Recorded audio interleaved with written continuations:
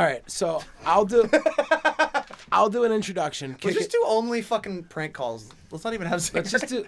Okay, are we rolling? We got that camera going. All right, so We got the mics going. I'll roll an introduction, kick it over to you guys. No, we're already started. Oh, we already started. We can't just start. Yes, we can. And I You just can't want to start. say, Yes, we can, you little goofball. You have to do a start. You little goofball. I You just gotta want to do it. say, I'm so happy that you guys have come here tonight, and I brought you guys all a special treat in light of the second episode of the BVRNTCAST. Okay. Special treats, dude. Uncrustables. Uncrustables. One for you. One for you. I'm gonna eat it. Jake isn't. I'm stoked for it. What do we got tonight, boys? Let's jump right into this. This part is brought to you by Uncrustables. Uncrustables, when you want to fucking shit out your own innards. I ate one of these earlier, and it just melted me. I'm going to put it over here. But we want to say big thanks to Smuckers for sponsoring this episode. Smuckers. All right, Jake, take it away. Okay, so in this segment, I'm still editing the first podcast. Hold on, I'm sorry. I do not like how these... Do you All want right, to? we're good. You guys want to see the first podcast that you probably have already seen? It's movie magic. Look, it's a podcast within a podcast. Whoa. I had all these problems fucking exporting it, and we got to hire a person. Also, we need more than 2 mics because we have a guest today. Hopefully, we found someone to edit this, and right now they're watching the footage, cutting through it, thinking, What do these kids why do? the fuck did I sign up for this? Okay, let me just try to export. So I had 4 different parts. Let's see how much time it's going to say. Oh my God. Dude, already hitting chode blocks. Okay.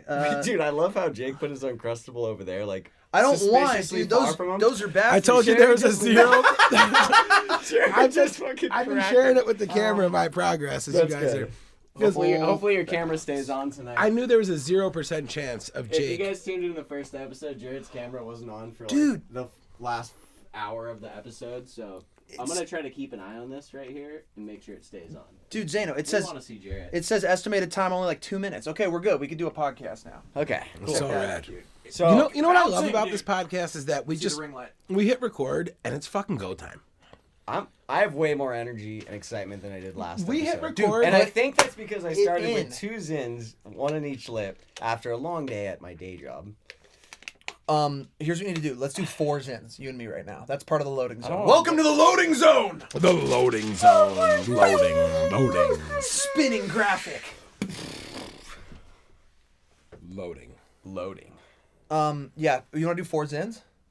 I don't want to waste mine. I kind You of, can take some of mine. I kind of Oh, want to just see all you the lemon guys. ones? I kind of want to see 4 Zins go down. I'm gonna do 4 Zins Oh, eventually. I probably think it. Okay, when we have in our guests and we do Tales from the Tour Bus, we'll like lock in on their story and we'll all put in a I bunch think of the Zins. Oh, sorry. Just episode will be the one that we should. Joe Escalante? Oh, we're not supposed to tell him what. It's guest gonna we're gonna have. be all like beep. Okay. Which Joe No, we Escalante? do tell them so they can ask questions for next week. Well, when we have Joe, I Oh think shit! that's We the haven't episode. dropped this fucking stuff. So we've looked at your questions for Kevin Zinger because clearly this episode's one's out already. Shit. And we're gonna get to those questions. We're all Worst podcast ever. Okay, let's take it away. Okay, so here's something I learned. I was sitting editing this fucking horrible behemoth of like hours of footage, and I kept going over this part in the beginning when Jarrett intros a podcast and he goes, Budweiser, because you deserve what everyone else is enjoying regularly. And I kept being like, what the fuck is he talking Yeah, what about? are you talking And then he kept saying, that's what Budweiser stands for. And I'm like, what the fuck is he talking about? Because you, It's an acronym. It's an acronym, dude. Bud, because You deserve deserve What? everyone else. everyone. One word. This is how I'm gonna remember to spell Budweiser after 16 Budweisers. What everyone is enjoying. Yeah. Everyone is. Yeah. To what everyone else is. The good news is What is that? I learned that. You wasted after like that's fucking 12 rack of fucking Budweisers trying to remember how to spell Budweiser. That's actually how I learned it from a guy that was like, you know, Budweiser stands for. Dude, this is the worst loading zone ever. You put on Okay. cameras on a bunch of 3 dudes and I'm we just gonna start be acting honest, like chimps. A lot of people click on this episode because they want to see the wisdom from the music business legend of Kevin Professionals. Zinger. Yeah. Professionals, and we're just wasting their fucking time. They've already skipped ahead of us. Dude, and look at us, man. We look like fucking SoCal scumbags, dude. Dude, you didn't think I didn't grind my entire life to get here right now? I don't know what's You going didn't think I didn't actually fucking grind and work so hard my entire life to get right here? We're like too young to be dads, but too old to be chads. But we still have dad bods. Oh, Okay. I am not too young. Kick off to be this a loading dad. zone. Let's bring in our guest. What are we we're going to gonna- take? no, care there's of? no more loading- things there's to load about. There's no guest in the loading zone. But I mean, just if we're kinda done, if we're loading done right with the now. loading zone, we'll move on to the next segment. Are we done? The loading zone is the segment where we talk we about. we This is load. the We take warm-up. loads. It's We're the warming up. warm-up. We're getting stoked. We're taking loads. All right, and now- here's the thing. Hey guys, let's wipe down that load. Who does wipe down the loads in regime office? Tell me who wipes down the loads. Who's me. it's me. It's not Salter? Feel how sticky I am right now. Yeah, Okay, so how long have you been wiping the loads for? I've been here for 2 years, but So 2 years. So do you yeah. know like do you know who it was by load now? Are you like, Jim, God, yeah. Like if they eat pineapple? No one's eating pineapple here, brother. Okay, last thing for the loading zone. Here's something I thought of. Who was your first celebrity crush? Oh shit. I think Mila Kunis. Great answer. Middle school. All right, so mine was probably Kelly Kapowski from Saved by the Bell. Nice. Great answer. Classic. It Aubrey Plaza. Oh, I love her. Yeah. Little Jake was feeling Aubrey Plaza. Still am. Big Jake, I was gonna say. Yeah, you she's should still great. Still be. Aubrey, come on our podcast. She's like, She's like, Everybody- fuck no. check please. Check Do you want to none get of- this tiny little room that's No, none of us- soundproofed? You'll lose your fucking No, mind. this Me and my Very twin will big. interview you. We think about all the same questions. There's parts of this room that the cameras can't see. Yeah, this room's What is huge. that? Oh You my figure- god, what's over there? You figure this got to be like what, like 1,400 square feet? We're just using a it's section of huge, it. dude. We're in a inches. very voluptuous studio.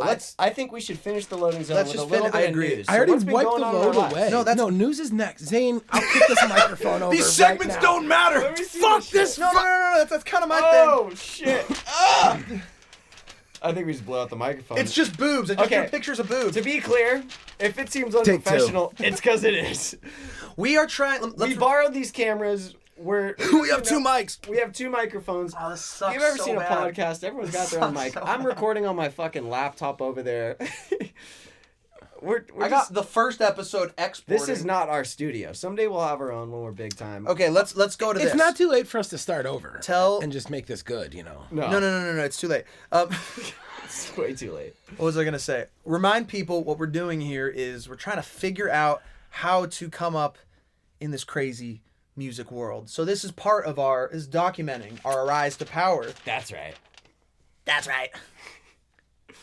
Yeah, boys. Yeah, boys. Legends. Legend. So this week on the Burncast, It's we have like one of the craziest. foreshadowing. It's like foreskinning, dude. You got the Dude. We're gonna have a crazy SRH model with massive fucking mommy milkers, dude. Fucking weed leaf, fucking ripping down the fucking pipeline, dude. of Okay, my that's pipeline, 5 dude. skidding.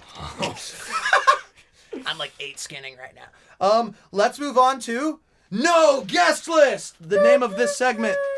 Bring in the guest.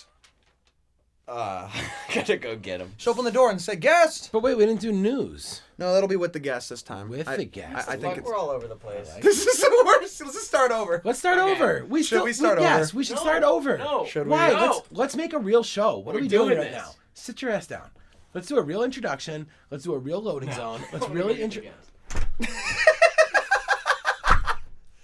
While he's waiting for the guest, we're going to talk about some of our sponsors today. First sponsor, and we thank you so much for sponsoring the Burntcast. Thank you for having us, and thanks for giving us money to make, I don't know what you even call this. We're very happy to be here doing this. Our next sponsor Okay. is... He said he needs 15 minutes and now he's gone. And it's only been 10. It's only been 10. Wait, so there's no guest this week? No guest list. Is his truck on? Uh-huh. Is his truck out there still?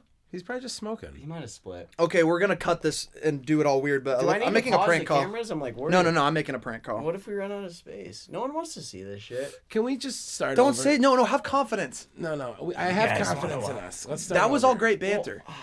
That was all. We're doing good? That was doing good, dude. Are we doing good? Okay, let's try Cherry's idea. No, and then we'll cut it out. I'll be like Cherry's professional intro and go. Is that, do you guys, is that what we're doing? Go, dude. Dude, it's making We're restarting, we're restarting. Nail this. It's All right, let's go. Let's restart. 3, 2, 1, clapper. Okay, you ready?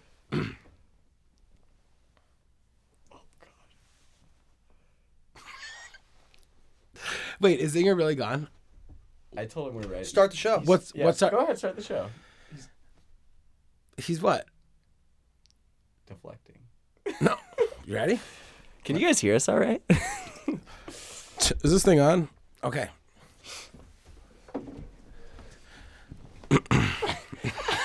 Howdy, Spangler! Howdy, Spangler! Dude, Wait, I think I pulled a rib. dude, we need a Howdy Spangler fucking puppet that joins the show. My name's Howdy Spangler. Hold on. Whoa.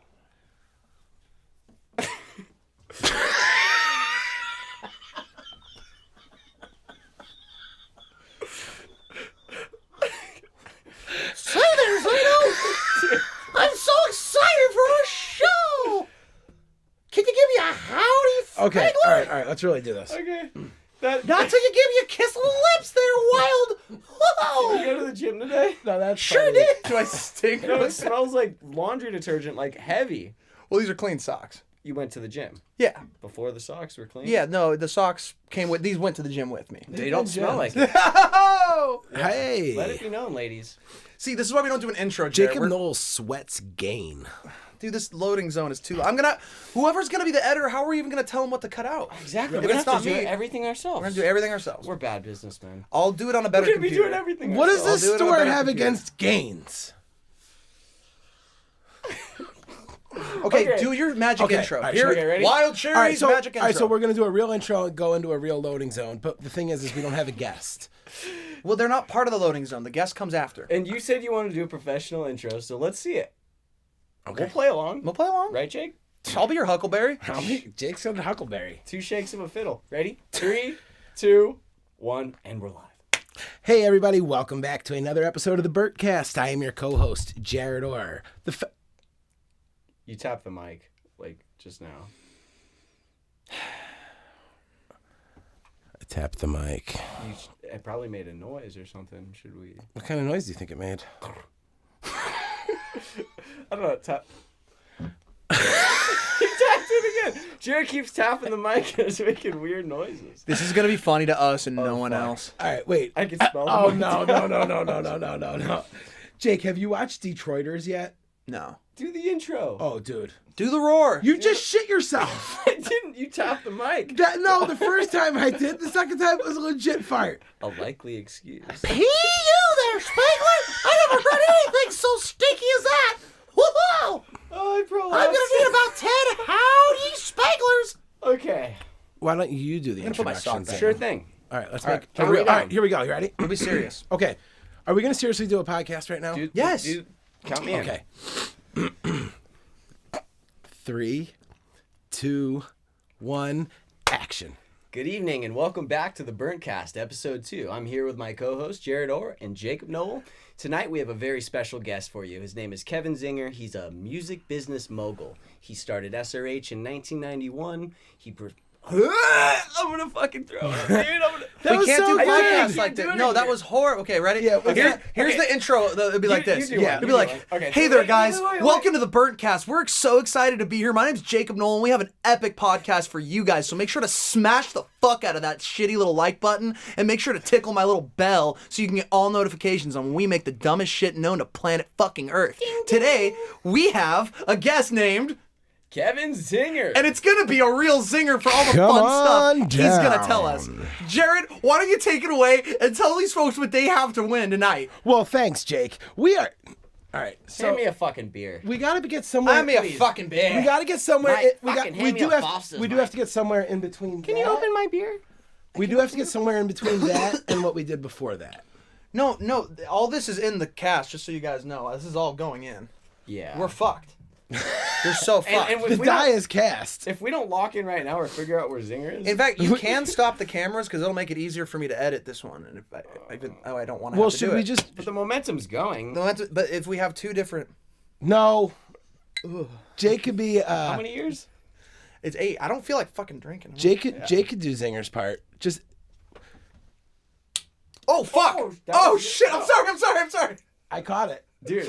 I'll turn it off. I turned it literally landed in my hand. It hit the top of my hand. I wasn't and aiming. dropped. It bounced and dropped. I was You guys in want to the listen to guitar. some demos?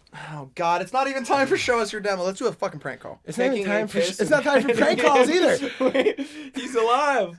What did he say? This is great news. Our guest is taking a piss and heading in. He's not gonna want to be a part of this. How did this fall apart? The first episode wasn't that bad. Because we're in a good mood. We're being all goofy and shit. How You're did supposed to be the one who's a little. How did this When fall Zeno apart? and me are both manic, it's not gonna Bro, I've work. been going. I've been staring at a screen for like 16 hours today. Wait, Put how these did four this fall- zins in your mouth. How Put did these this? 4 fucking zins in your mouth No, right that's now. gonna bum No, me because out. dude, Zeno I turned wanna- green during the No, last Zeno, one. don't put just one. Put a couple. Oh, I thought you were telling me not to put one at all. It's pretty hot in these rhinos. I'm getting kind of- Take it off, there, little guy. Oh my God, are we doing it naked? I basically am. Could you imagine Zinger comes in and none of us are wearing pants? Why the fuck? And here are comes our clothes guest. on? I want to play music. What? No, we're playing a. We're, Ah, shit, dude. this went downhill fast. Dude, we just wasted all this fucking footage. Oh, It's not gonna be charming like how people think this It's is. in the No, church it's not. setting. I agree. That's why I keep saying let's start over. Let's just back Okay, all here we this go. off. Ready? Let's start over. Welcome to the Sunburnt Cast. We're gonna have lots of fun. Hey! There's our guest, and our guest has entered. I feel like an artist. I'm late. And welcome to the Burnt Cast. We have business mogul, tycoon, manager, agent, personal friend, and mentor to me and Zeno. Here we have the one, the only, the legendary Kevin Zinger. And boxer. He's a boxer too. The crowd goes mild. He could do a Rubik's cube in how long? How long? Is it take that you to do a camera Rubik's all cube? fucking Minutes. side? A minute. That's Jared, my does that best camera look time. all sideways and shit? Puppety? Shit. It is a little sideways. No, it looks cool. It looks cool. It looks. It's great. No, it's good. It's I, good. I'll turn it off. To preview the thing, I had to text Mr. Jack Murphy, and he is up, just in case you want to make him the victim of If your, he's had his prank bowl calls. and oats, we might have to speed this process up about. Oh, when you talk, bedtime Zinger, quick after talk that. directly into this thing if you could. This thing. Yeah, you don't have to be that close, but just point, make sure you're always pointing at it. It makes me feel a little... Fanatical. Here, how about this? I'll be right here. Let's snuggle, buddy. Snuggle buddies. Snuggle buddies. All right, so in the first I'm podcast, not putting the sunglasses on No. to cover my age. I'm doing it because that... They look cool, white dude. the That's light lights the are vibe. right. That's the vibe. So, welcome onto the Burntcast, where we talk about all things music, media, art, and Southern California culture. We thought you'd be a great first guest for our cast because you've taught us everything we know, and I think you have a lot of amazing stuff to teach our audience out there who's dying to know how the hell do they get started, where do they go, how does it all work. I think that you're someone who can give us a unique perspective on that. I appreciate that. Yeah, of course. I'm excited to be your first guest. This is going to go down in history one day. I feel like the first guest that was on the Joe Rogan podcast. That's going to be... Who was look that, by back- the way? I don't know. Probably Joe Rogan. Tom Green. Was it really? No, I made that up. It was probably his, like... Tom Green was his inspiration, though. Right. He says that. But anyways, I think he says that. The modern music business is a different place than when I first started coming up, and the digital era, let's say, has gotten a lot of artists sort of like confused, and there's a difference between motion and progress. So like the past analogy that I'll use is like what inspired me when I was coming up was the underground hip hop labels and the underground punk labels. Those were the two things that I listened to when I was a kid, right? So when starting off in the music business, like, you know, I mean, I was 18, 19 years old when I first started promoting shows. I wasn't even old enough to get into my own damn shows, but you know, back then it was, there was no social media, there was no internet, there was none of that stuff, right? There was a bunch of bands that I knew of through surfing and going to punk shows when I was young, and you know, mutual friends, and so there was nothing to like reference as far as like the internet or anything to go to see if there was like other people that liked this stuff. I just figured, and maybe it was blind stupidity or boldness or whatever it was, but I just figured there had to be more people out in the world that were like me and like the same kind of music, right? SRH was sort of like the first thing that I ever did. And SRH started as like a crew of guys at the time, and this was a long time ago. I was surfing for a clothing company called Gotcha. And so I took my connections in surfing and the band world and started throwing these shows. And it turned out I was right. There was tons of people out there that liked the same music. The way I fell ass backwards into it was my partner in SRH, who's still my partner in SRH 30 plus years later. He lived with the guy that I would buy 20 bags of weed off of. And, you know, the roommate, who's my partner, Ryan White, I would go to this guy's house to buy a little sacks of weed. And Ryan one day was like, hey, I'm starting to throw this club on Tuesday nights. I know you know a lot of people. Will you come down and go to the show? And I was like, yeah, I'll come check it out. But I'm not even old enough to get in. And he was like, don't worry about it. He's like, the bouncers are cool. I'll get you in. Bring as many people as you want, et cetera, et cetera. So I rounded up like 6 or 8 people, and we showed up to the club, and literally like we doubled the fucking amount of people that were there. It was like empty, you know what I mean? And it was, hung out for an hour or whatever. He bought me a couple beers, but there was nobody there, so we ended up splitting and went back to the house a couple days later or whatever it was, and to go buy another sack of weed. And Ryan was there, and he was like, well, thanks for coming. I was like, yeah, thanks for getting me there. And he was like, he said something to the effect of, would you be interested in doing the night with me? And I was like, yeah, I'd be stoked to do it, but I'm not old enough to get in. And he was like, well, I'll talk to the owner, they'll be cool, don't worry about it. So he did, and so we came up with a little game plan. And what I said was I don't want to jump in next week, like let's book like a real band and get a cool flyer together and get what, I can't remember what it was, 3 weeks, 4 weeks, whatever it was, but give me some time to promote it around the beach area and get some people there. And the first week we did it, it was like a local band. I think the second week was Pennywise or something like that. But anyways, by the third week or whatever it was, there was literally 1,200 people in that club every Tuesday, line around the block. And Ryan and I, we'd bust our asses. We were going all over the beach areas, leaving flyers everywhere. Again, there was no social media back then. We had to create our scene. There was a little crew of dudes that we tagged SRH on our surfboards and put SRH everywhere, and the logo was kind of known around the beach area, but that was the thing that united people together. And eventually it got to a place where if you saw the SRH logo, you knew that show was going to be dope. There was no social media, there was no internet, there was no Spotify, there was nothing like that. So, but people knew there was like a certain kind of music and quality of music if we threw a show that they would get. So eventually it went from, doing every Tuesday, then we were doing every Tuesday and Thursday, to, fast forward a year later, it was every Tuesday, Wednesday, Thursday, Friday, Saturday, and Sunday nights. I think the only night we took off was like Mondays. We were doing different clubs around San Diego and packing them, and, all underneath the SRH umbrella.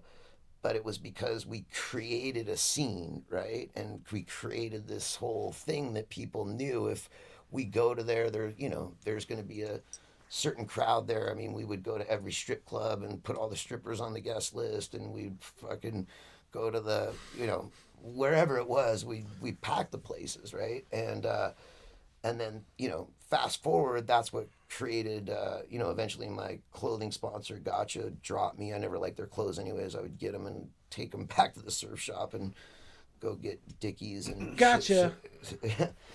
Gotcha. Yeah. Go get Dickies and shit like that. But that's what started the SRH whole thing, right? But the difference between then and now is the internet and the evolvement of digital media has sort of infiltrated people's lives, and artists seem to get a little bit lost in what is important, right? So it's like post more, post more, post more. More isn't always better, right? Like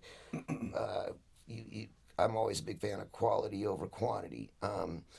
And the difference, like you hear a lot of people my age say like, well, it was better back in the day, and back in the day was this and da da da. And so like I put a lot of thought in that. Like, was it really better, or are we just old people saying like back in my day? And the reality of it is it wasn't better. I just think people got lost inside of this digital world, and there's less personal connection. So like what you guys are doing with Sunburnt brings back that digital, that connection with people outside of just digital, right? You're doing shows, you're out connecting with the people. When you get off stage, you're going out and talking to them, like you're rallying these people behind this thing that they truly need. And it's like, in the digital era, like the most important thing is how many followers you have, or how many fucking da da da da. But like, how many of those followers are like real connections that are really going to come to a show? So what you guys are doing, to me, what's special about it is you're bridging the gap between that older mentality that we had as far as like creating a scene. You're implementing the digital side of it, but yet that's not the only thing, right? Like I think people get caught up in the digital side of it that they don't make that personal connection, and they don't see it through other than just what's on Instagram or TikTok, et cetera, et cetera.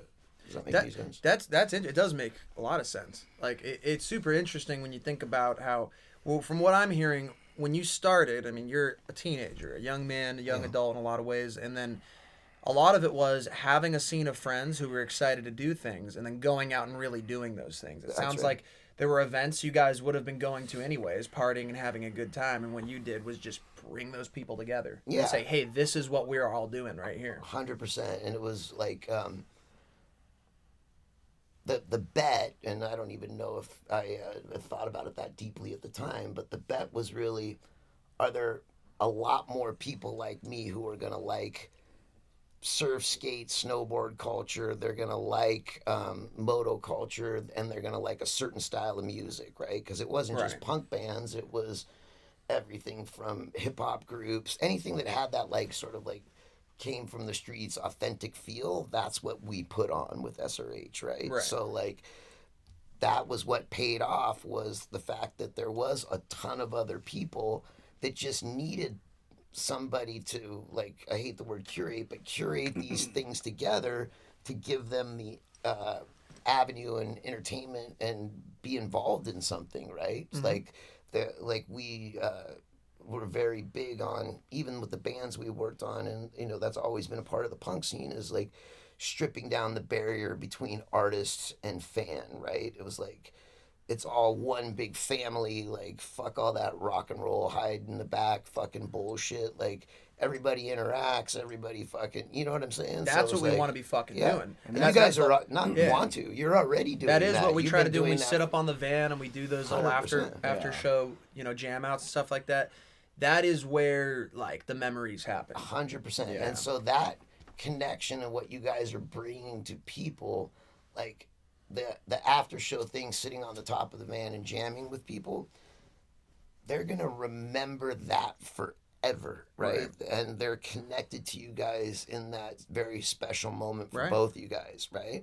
Whereas if you didn't do that, and let's say you were backstage posting some new fucking bullshit and spent that time doing something digitally, and I'm not saying don't do things digitally, I'm saying you got to do it all and create that community, right? So if you ignored the that connection that you had playing for those 50 people after those big shows or running into the crowd, you just did that naturally because it's part of your DNA. But as it started to take shape, you started adding to it.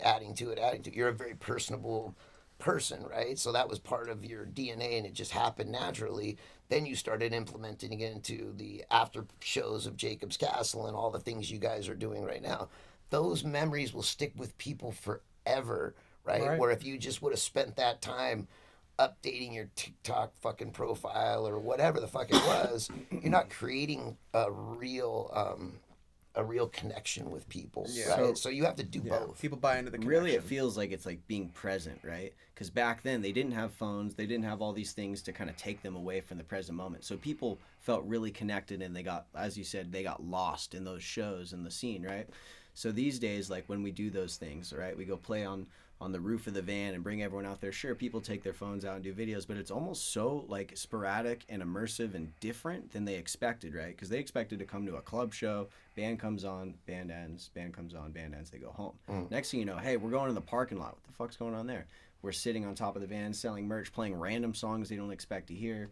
And it's like you're getting people to just be like locked into this moment. And as you said, those are the memories that end up lasting a lifetime. 100%. Oh, it's so true, man. You know, this last tour with Little Stranger and Jacob's Castle was one of the first times where I felt extremely present. Like, we always talked about, you know, we want to just go enjoy these tours and like really feel like we're living in the good times, right? Instead of just like, oh, this and that, you know, feeling kind of fabricated or it's all planned out. Or hiding backstage, pretending like Yeah, they're they're like too cool I'm to hiding go. from these people because you know what I mean. It's like fuck It's that, go weird. talk to This them. tour you know was what I the mean? first agree. one. I I think agree. Jake and I both agreed where we felt really present the whole time. Like, dude, we were just doing random shit the whole time that was just sporadic and fun. And then I think the fans connected with that too. It just felt like, you know. That's what excites me about what you guys are doing. Honestly, right? Is like you know, I use the earlier analogy of back in the day. Shit, right? Old people sit around and go back in the day. You guys are actually living in the best moment of time ever, right? But the problem is people got too hyper focused in on the digital side of things, and they lost that personal connection with each other and fans, right? So through the platform of Sunburn, you can create those lasting friendships. It doesn't even need to be about you guys, but two people underneath the Sunburnt thing, one person might live in Australia and the other person might live in Los Angeles. That's what's great about digital media. They come together underneath Sunburnt, they create a relationship, and now they're friends for life. And you know what I'm saying? So the advantage is, you know, back in the day, as we say, we were working off of pagers and flyers, right? Where now you can make that connection worldwide, right? But it has to have that personal side of it. It has to have too, that right? genuine element that people can key into. Because yeah, people write off the youth of this generation, but I think what they're most adept at is seeing through bullshit and sussing out authenticity. Now they are. Yeah. I believe, and I truly believe this, that social media put the blinders on people for a long, long time, right? Like that's why I like, even on my own personal shit and like I've never tried to be the guy in front of the camera or anything like that. But like what I realized is the last 10 years, like think about how many like all the fake shit that was out there. People renting fucking Lambos and driving them around like they were theirs, renting fucking houses that weren't theirs to post it on social media to get social media clout, right? And that shit, now there's the backlash of that. And people are trained to sniff something out when it seems people like it's want authentic advertising. now. Like if you look at like sometimes big brands will make like, I don't know, funny meme edits or cuts of like their shows or their products, and you will see them getting roasted in the comments, and people can tell like, you know, hello fellow kids, this is what the children like, right? They're very good at detecting when something is inauthentic, and so I think the way to get around that, like you're saying, is to just do it. Like be a real human being, connect with people in real life, and then post about it, and then remind people of the good times you had. That's right. Tease all the good times to come, but always them with that into it, right? yeah Like always with that that's undercut of the this plan is of it. real life, this is happening, we are doing this right now, and you can all be a part of it. And you are the authentic part of it, and I think this is an important part of it, right? SRH was part of my DNA. That's why I've never like let it go, always kept it alive. You know, tons of people have it tattooed on them, you know what I mean? And most people know me as the SRH guy. They don't even know about my management company or the radio shows or the movies that I produce, and that's fine. I don't need everybody to know about that shit. But my point is SRH was part of my DNA from day one and will always be, right? And people know that that's very authentic, right? And they feel that. What you guys are doing with Sunburnt is it's part of your DNA and part of your DNA coming together underneath this umbrella, just like Ryan and I, or Ryan Carter created SRH. And it's like, We're shooting it DNA shows. everywhere. Our DNA Well, we won't covered, talk about dude. that because that'll be a Well. long podcast. But You're right, though. But You the are right. fact is like It wouldn't be it's that long. authentic because it really is what your guys' interest and vibe is, and what I believe is there has to be tons of other people like you guys that are looking for something to be a part of that doesn't have that fake manufactured Hollywood bullshit all over it. You know what I mean? Couldn't agree more, man. Yeah. So you brought it up, Kevin. Let's back up just a little bit because you told us about SRH and how got all that rolling, and that's how it all started. But you mentioned the management company. So how does somebody go from a 19-year-old kid throwing parties in San Diego to managing some of the biggest bands in the world? I mean, it's like I didn't have any, leg up on anything. I didn't have any investors. I didn't have a mentor. I didn't have any connections. I didn't have any money. I didn't have any of the things that sort of like give you like a little bit of a push, right?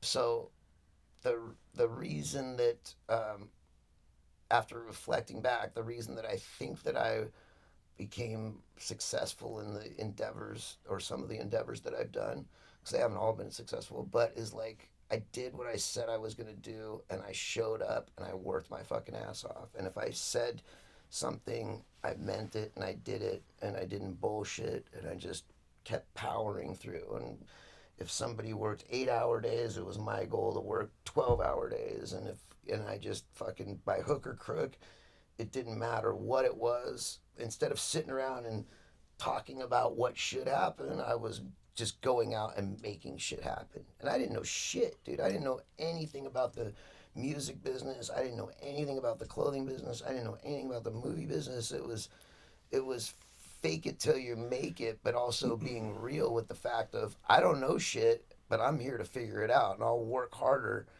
and twice as hard as everybody to make sure that I figure it out. You know what I mean? Like, I mean, I could tell you some hilarious stories. Like the first time SRH ever did like a proper like cut and sew, like we were printing T-shirts and sweatshirts and all that shit. But the first time we ever did like proper cut and sew, like we cut out this pattern of shorts that we really wanted to make that was like our style of shorts, which is fucking classic that it's back now. Fucking 30 years later, I'm cool again. Trends, man, trends. But we made those shorts, and then we cut out a pattern for flannels, right? We had this little SRH van. We used it on tours and other shit. I drove that van up to the fucking garment district. We bought these big rolls of denim. We bought these big rolls of flannel. My Korean's not very good. It's actually non-existent, but I dropped those patterns off, and we dropped the rolls of flannel and rolls of denim off at the sew house with this Korean lady, and I said, make these denim shorts and these flannel shirts. Well, obviously, there was a miscommunication, and she made Denim shirts and flannel shorts? Yeah, she made flannel shorts and denim shirts, right? So when you put the shirt on, it was like fucking cardboard, and then you put the short on, and you went like this, and it ripped from fucking there to there, right? And, back then, I think it was like a $15,000 ding, but when you're 19 or 20 years old and just starting, that was a huge fucking thing, you know what I mean? That was like, oh my God, are we over? Like, Yeah. Like I just fucked up the whole company, you know what I mean? But you know what? I mean, we couldn't sell that shit to people because then people would hate us, but we, by hook or crook, just powered through. And what we did was smart in the sense of we would take the money that we made at our clubs and we invested it back into the clothing company, right? So like with every artist out there that's like trying to get ahead, like preserve your revenue while you build this new thing, right? So if you've got a fucking day job doing whatever it is, right? Don't quit your fucking day job because you're following some build it and they will come dream. Like, I tell artists all the time, why the fuck are you going to go out on tour and travel around the country? Maybe you're opening for somebody, which is highly unlikely because barely anybody's going to take people on tour that don't draw anybody. So you set up your own tour. You're going out there, you're playing to 10 people in Des Moines, Iowa, and then you're playing to 14 people in fucking Fort Lauderdale.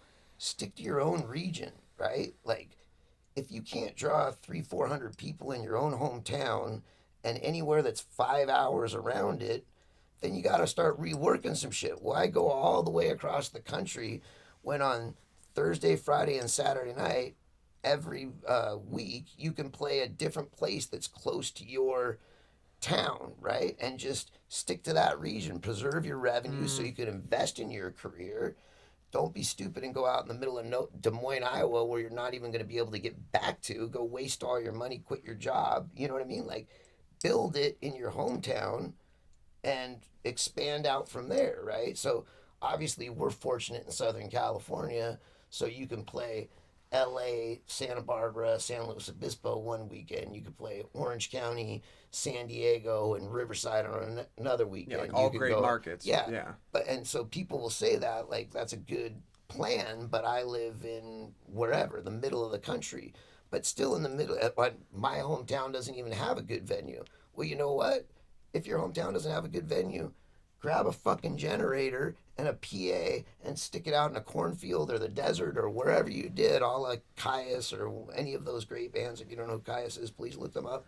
But go do what they do and start a scene on your own. So you fuck a venue. You can still do it in the backyard. Fucking do it in some abandoned house. You know what I mean? But create a scene in your local area and then keep expanding it out from there because God, that's so huge, man. And I mean, correct me if I'm wrong, you helped start so many amazing scenes in San Diego. A big reason why you and I are family and why we've known each other for so long is you were good friends with my dad and all of his bandmates. So that's why right. you're an uncle to me.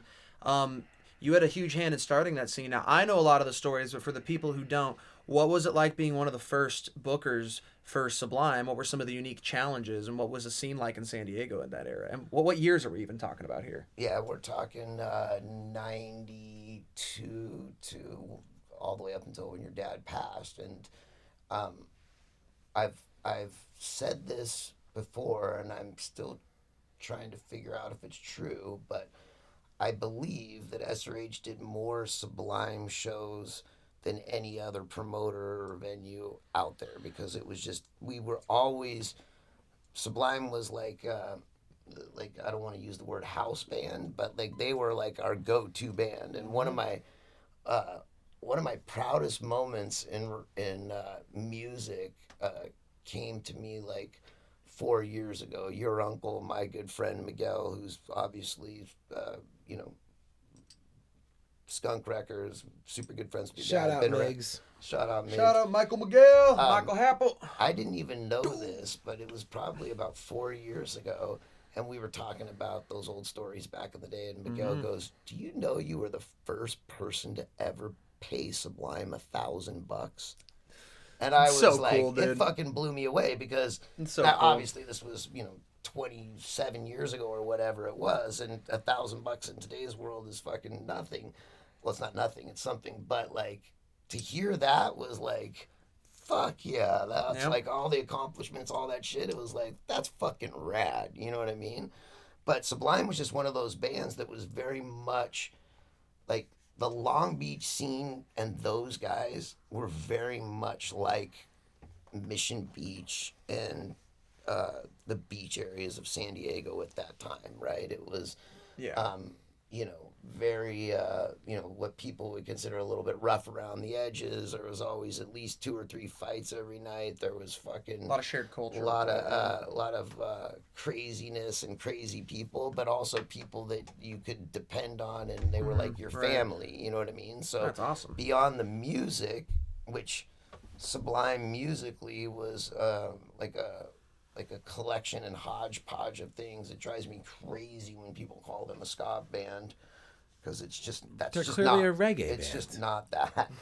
No, you they're know a what I mean? hip hop band. No. Yeah, right. No, they're a punk rock band. But that was the most like genius thing, and something that I later in life realized was like a connection. Was like they were, back in the day, like again using that again. God, it fucking old.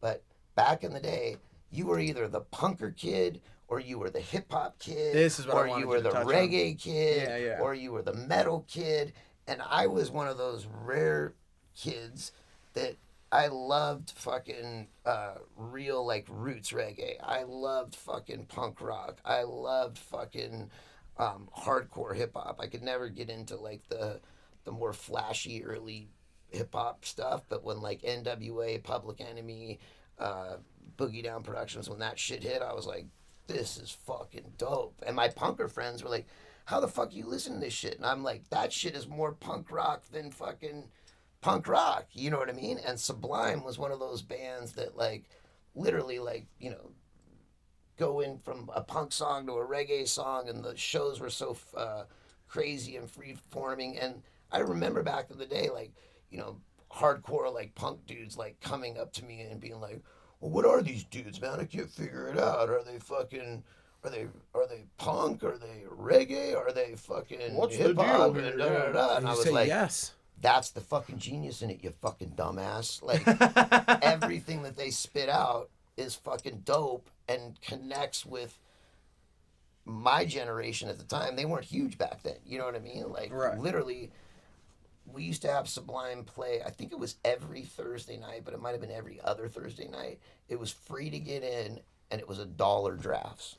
Right? Oh, wow, that's and awesome, man. fucking, and, that's how much of a connection we had with them, as far as like, and that's how good they were, where they could hold an audience down week after week after week after week, because they were just that fucking dope. Now, trust me, they had their shitty shows too, and No. sometimes fucking 12:30, 1 o'clock would roll around. You're like, are they gonna get here? You know what I mean? But Coin flip. but that was part of the fucking specialness of it all. Well, what I mean? it's Wow. it's insane because 10 years ago, before I ever met anybody in this room, a kid from the East Coast, I had a T-shirt that I showed you guys. It said SRH presents Sublime and the Vandals, and now here we are 35 years later, and This Jake is is what singing the in fuck Sublime. I'm talking about, man. Full SRH and Joe from the from the Vandals Vandals. are the management Yeah. team, and it's just like, How more perfect could it get, dude? Like, we've literally gotten everything to a place in the last 2 years where it is all within the family with where it started. It fucking came full it's so circle, crazy, my brother. Because when we first started hanging out,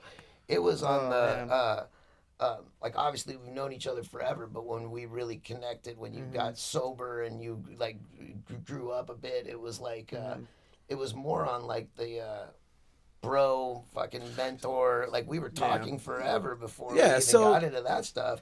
But to think from that moment to now, like Joe from the Vandals, fucking like that show that Jared brought up, if anybody has the footage of that, because there was multiple cameras back then in that place, and it was like high 8 footage, but like that show is still fucking legendary in San Diego history. At some point they started a cup fight, and there were like these plastic cups, and I remember That's so looking killer, up dude. What? in the air, there must have been fucking 500 cups. Just everybody in the audience was just grabbing them off the tables and throwing cups. I mean, it was fucking pure chaos, dude. Like, That's a bouncers story right hiding in there. the corner, like fucking just nut shit. You know what I mean? If anybody has that footage, please. that's the please. number one question. People come up to Jake at the merch table all the time, and they're like, I saw your dad in 19. Do you have any footage? Send us the footage. All right. If you have the legendary cup fine. fight, we want that So- right now. Free SRH. So, clothes for Jake, life. in the first episode, we talked about the connections between me, you, and Zane, Jacob's Castle, and Strange Case. So, why don't you let everyone know kind of how does Kevin Zinger fit in and become the first guest here? Where does he fall into your story? Jake is from where I'm from, right? He was born in fucking Pacific Beach, Mission Beach area, right? Like, Kevin was one of the first promoters in San Diego to book Sublime. He was an old friend of my father's. And then, so because of that, he's always been sort of in my life, in the background. And, my old band had played some shows for him here and there. played my And birthday then- party. Yeah, we'd play his birthday parties frequently. It was awesome, man. They're a great time. What was the name of that hotel? Mayfair. Mayfair. Yeah. And then he started managing Jacob's Castle. Now he manages Sublime. Yeah. Yeah. It first started back up really with we started talking about the Law record, and then I remember the day you were in the office, you and Sally, and Sally. you were talking about the new project, and Jacob's Castle, and you were at that point there was no. I don't even think Jacob's Castle name had gotten born yet, right? But I remember you saying to me like, "Hey, I fucking looking for a really cool guitar player," da da da. And Zano wasn't even working here at the time. He was running Valsurf, the skate shop up the street, and I was like, "Dude, my kid is a fucking sick guitar player. You guys will totally vibe out together, fucking." And this is what I love, and this is what's rad about Sunburn. You did not fucking hesitate. There was none of that little, let me get his Instagram. There was no fucking, oh yeah, connect us on text message. It was, oh, it's right up the street? Cool, I'm going to go over there and say what's up. I charged right over there. And you fucking left and went right over there. You guys were like boys from there. You know what I mean? It's so cool because Zane and Jake told this story, so now to hear your side of it coming from, it's so rad to hear it. I mean, that's what it was fucking rad. I was like, fuck yeah, Jake. Like, take the bull by the horns and go get it. That is so cool to hear that from your perspective. You remember it like that. Because, yeah, we had told that story last podcast. We talk about it all the time. And, like, I hadn't even thought about it from that element. Because in my head, like, going to his place was, I had to just, how else was I going to get a hold of the guy? You know what I mean? Like, even though not thinking that obviously nowadays it's like, you know, I could have texted or called or Instagram, like, hi, my name's Jacob Knoll. But I didn't even think to do that. I was like, I gotta play this show. I gotta go find this kid. I need to put him on the spot. And we were just down from that point. I think that Across was the cameras. Dude, across the cameras. Because at that point there was, like, I wasn't managing you. There was nothing like that. It was like you were asking for advice and some mentorship. We had some long conversations. There was no even conversation about Sublime or any of that stuff. It was, that didn't come till years later. Yeah, and a lot of people don't morphed realize. into me managing Jacob's Castle, but that moment was part of the reason why I wanted to manage Jacob's Castle. Not just because the music was dope and I knew that you musically had something to offer the world. It was just that energy of like, oh fuck, he's right up the street. Cool, I'm fucking da-da-da, and you fucking boned out and did it. I was like, it doesn't matter who is in Jake's life. He's gonna get the shit done. So I might as well be there to be the guy to tell him what not to do, because I had to learn all of the fucking hard lessons in the business of what not to do because I didn't have somebody to help me. And so that's what gives me purpose every day. Like, you know, thank God it's ended up good. I've done well for myself, but I still, you know, I mean, I still dress the same way I did when I was 19 years old. Like, I don't like flashy cars, and, you know, I have a nice house and I have a 63 Impala, but like, it's not all about the money for me. You know what I mean? That's like, true. I don't wake up every day like a lot of people in the music business just trying to get as much money as I can and fucking gobble up this and powerful and crush these people. I don't think like that. So part of my motivation is like helping people's visions come to life, and like fucking watching this whole thing go down is what motivates me every day to still work like I did when I was 18, 19 years old. You know what I mean? No, it's true. We all want to be successful, but at the end of the day, like, this truly is, in every sense of the word, a family. And that's what 100%. makes it so cool. Like, the idea of building a scene has always been so much more attractive to me than like blowing up my own shit and trying to become like the next biggest, hottest thing. Like, I look towards the stuff that you did, that my dad did, that so much of our idols did in their own individual scenes all over the country and the planet, really. And seeing those memories made by people, because ultimately when you're making stuff like music or events or clothing or anything related to art, that is culture, and that's what people use to not only define themselves but help them get through the difficult periods in their lifetime. So really, at the end of the day, there could be nothing more important to me All of those things, I look at it as like a storyteller. You know, we're just trying to tell the stories from one generation to the next. So getting to work with you has been just this totally natural process. A lot of people probably don't even know that. It's like, you know, it started with just us talking and hanging out more because I was at a time where my band broke up and I didn't know what I was doing and I had to, you know, all this stuff. It's a big pivotal transitional part in my life, like 3 years ago probably. And Kevin came on board and helped me with my personal stuff and then my own band. And then really what happened naturally was that Bud and Eric wanted to do Sublime again. And we wanted to do that. We didn't want to do Sublime yet. We wanted to do that HR show. Yeah, that's right. Yeah. We just wanted to play this show for HR. That's why I always say like it's Bad Brain's fault that Sublime got back together. Because and we just had so much fun doing that show and it was so weird and surreal that we were like, okay, let's do this. And obviously it's going to help out all of our other ventures, but like this isn't so like I can go buy a G-Wagon. I've driven the same Toyota since I was like a kid. Like, you know, And it has not been washed since the day it came off the lot. I will never take I that shit love to the it car. more than I'm anything. encouraging him I've to never wash driven his car that. and maybe get a different one. But the purity, Never. the purity of how this all began and what I saw in you. Think about the special place that's brought us all. You know what I mean? Like there's so much. Like when we say the word, like people use the thing family or it's a lifestyle. Like yeah, there's so many. Now it's like a marketing fucking term, but like for us, like it's just the fucking truth, right? And like the purity of how this whole thing started between me and you and the Eric and Bud and doing the HR show and then us all sitting down because there was so much excitement behind that and said like we wanted to check some major boxes. Money wasn't even high on the list. First of all, it's got to be right behind your dad's legacy. It's got to be fun and everybody smiling and fucking getting along. It's got to be something that we look at as stoked and fun to go do, not as a burden. And all those like checklists that made Sublime reform, all those things that were the top of the priority list, money was way down here. You know what I mean? Oh yeah, Because dude. It literally came from the most pure of places, and the fact that Joe and I, like obviously Joe and I have known each other for decades, but like being able to reconnect under this because you know, he had such a deep connection with the Vandals in Orange County and Sublime and was part of those early days, right?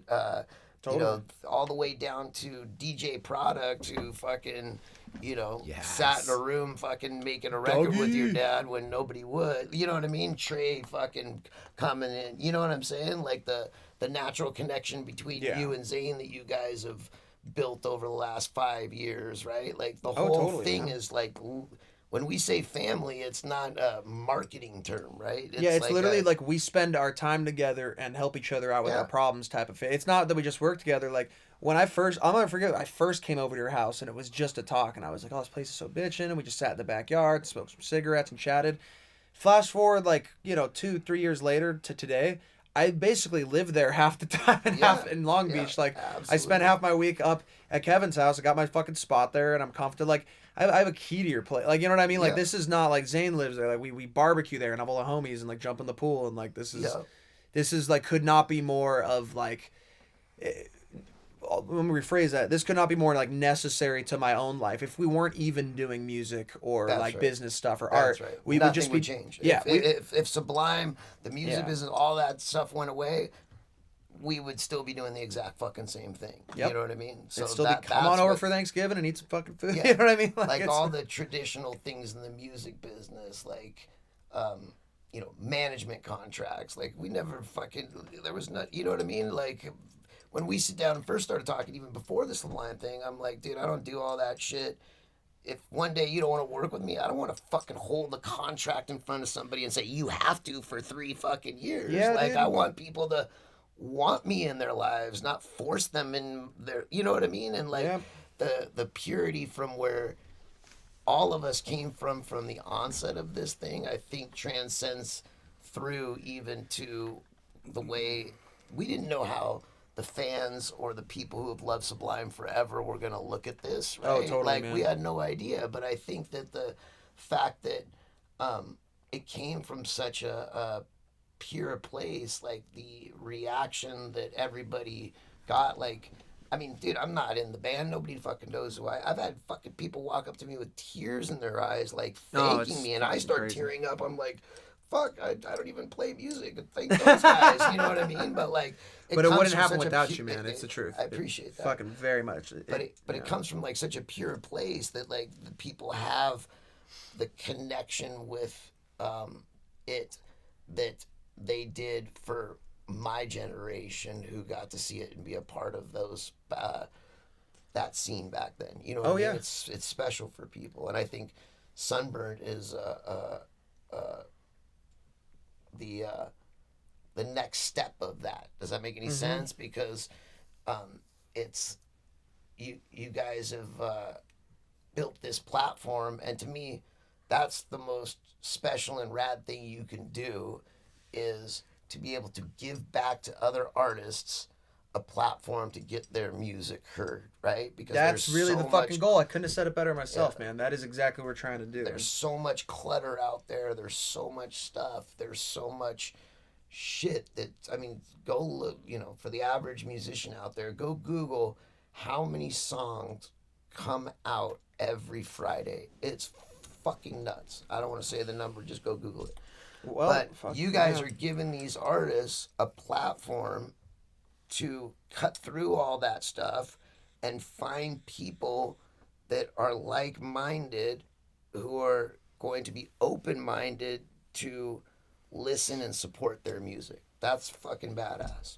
Dude, I couldn't, we appreciate that, man. I cannot say thank you enough. Like, it's been a fun journey, and it still is, man. I'm excited for the future. So let's move on. Let's continue onwards to this segment where, now to cap off your story and your advice to the audience, this is Say Less. Guys, do you have any final questions for Kevin Zinger before he gives us his final kernel of nugget of wisdom? So tying in the Sunburnt stuff and what we're doing now, these are questions that Jake and I have kind of been sitting on. And hearing your coming of age story and how you stepped into the music business, I have 3 questions in order for you. 3? Yeah, 3. All right. Oh, yeah. Number 1. Can you smoke in here? Oh, I own the place. Yeah. We can smoke in here? No, this is the studio. Jake's been holding his lighter. On that note, can you? I was about to crack like 4s in. Wait, this is a good line of questioning. Yeah. All right, this 3 segment is questions. called 3 Wishes with Zane, your genie. Okay, question number 1. You When you were first starting out, right? Did you ever think that it would be possible, right, to have a career out of what you were doing? No. Right? Did you even think that was possible to Didn't make a think living about off of the clubs you were promoting, the bands you wanted to manage? I just had empty over there. We can. I was literally living in, there was the Slop House, which I can't remember the exact amount of, that was the house where we all congregated at. And the plumbing didn't work. There was 2 people living in the ceiling, I think 4 living in the garage. It was a 1-bedroom fucking place. Sounds nice. Oh, it was fucking disgusting, but it was the most badass place ever. And then for a while, I had another spot right behind it, which was considered luxurious compared to the Slop House. And I think there was, in the 1-bedroom that we had, I think there was 4 dudes. We built like these bunk bed things that you could crawl. So like you're having sex with a girl, and there was like a sheet that was like right there, and like, her head's like hitting the guy fucking behind the sheet. So it was fucking ghetto as shit. We had no money, no fucking. I mean, I was stoked if I had enough money for a 40 a beer and a bag of Doritos for the day back then. You know what I mean? So, That's crazy, bro. I can't fucking imagine you in that.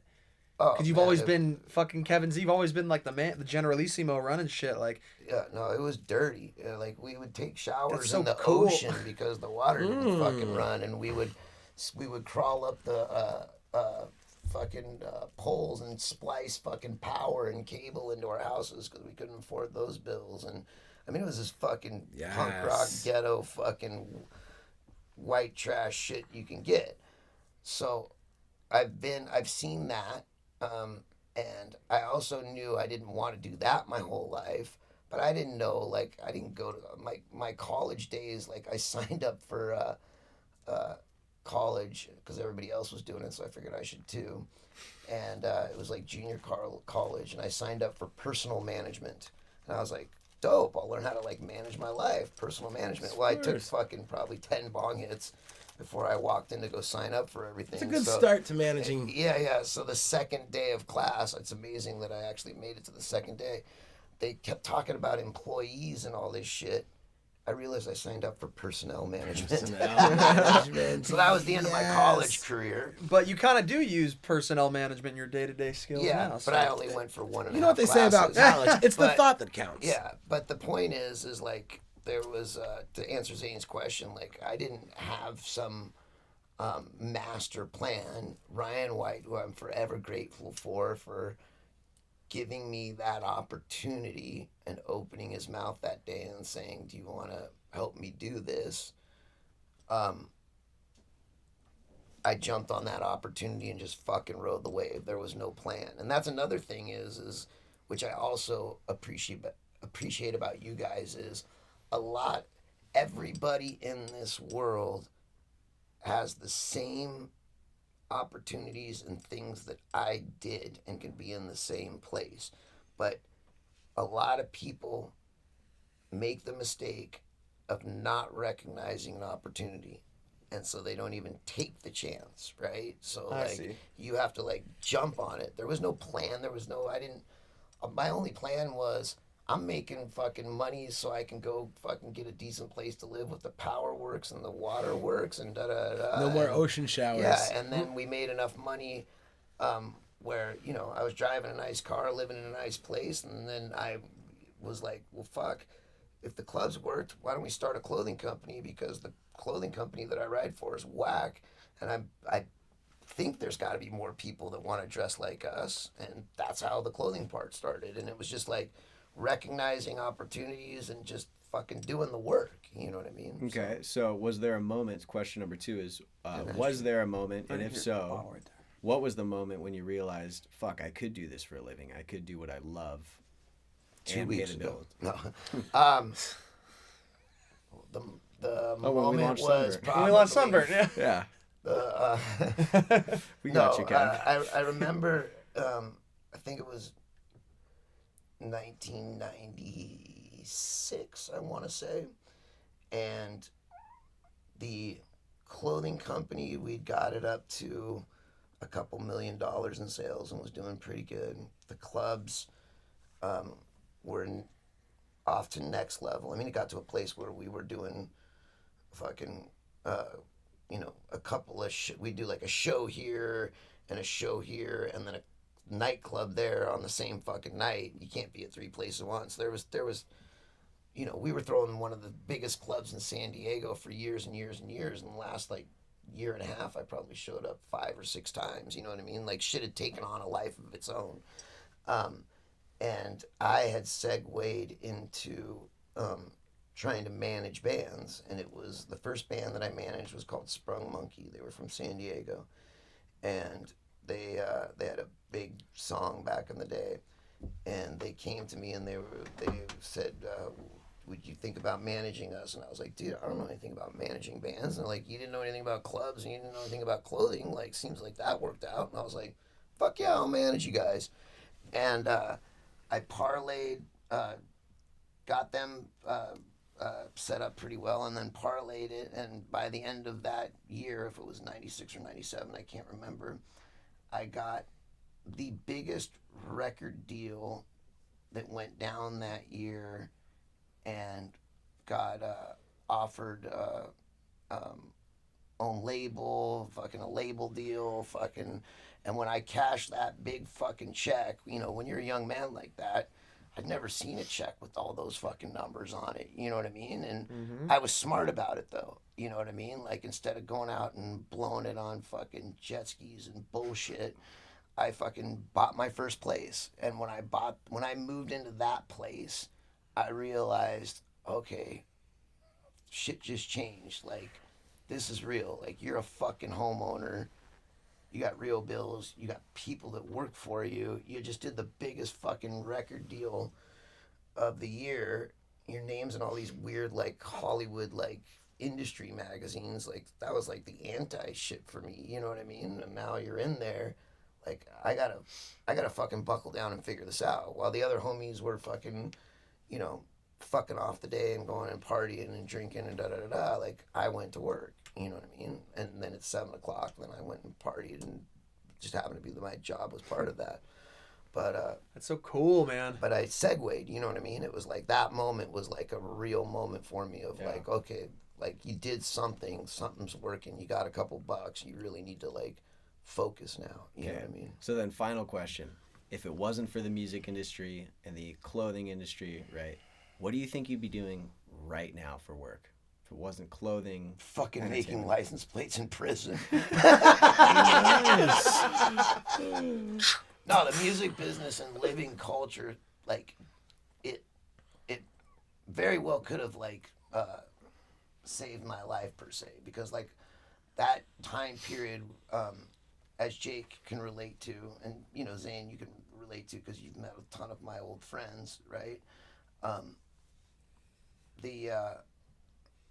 You know, there was it was like a cursed generation, you know what I mean? Like a lot of fucking people ended up in really bad places, whether it was drugs or incarceration or whatever the hell it was like a gnarly time period, you know what I mean? So I say that in jest, but there's a little bit of seriousness in it, like because you know, it was also the a little bit of a curse in the trajectory of the career, because like trust me, there was a much easier pathway for me, right? Like after I got that record deal, I could have gone on and fucking managed whatever fucking radio band or big hit band or fucking blah blah blah blah blah, because you know for a moment in time I was like this golden boy, right, that did this big fucking thing. But I had no interest in any of that stuff, and I knew like if I did that, I would just squash the SRH thing. It would like all the things that I had like stood behind, and fucking the lifestyle and being a part of something. It would have just squashed all that. I would have made a shit ton more money, but for me, it's not all about money. It's you don't get to take none of that shit with you. You only leave behind your legacy, right? So instead of going and managing some big pop artist or signing big pop artists, I worked with underground acts and started from fucking, and still do, like still start from it, from the very start to fucking however far we can take them. You know what I mean? that's rad. So those are your 3 questions? Those are my 3 questions. I think you fucking nailed them. I think there was only 2. No, you got all 3 in. Okay, well let's distill it down now. It sounds like to me what you were always good at was just fucking taking initiative and getting shit done. I think we can all relate to those moments when we're like, fuck, there's this thing I have to do. Maybe I'll just sit and wait on it. Like, you know what I mean? Maybe I'll just not do this, or could I even do that? Could I even reach out to this person? Could I even make that phone call or say hi to this thing or do this thing that I don't think I'm even good at? And I think the answer is always, always yes. You gotta not be afraid about looking like an asshole to people, I guess. Yeah, looking like a you dumbass have sometimes.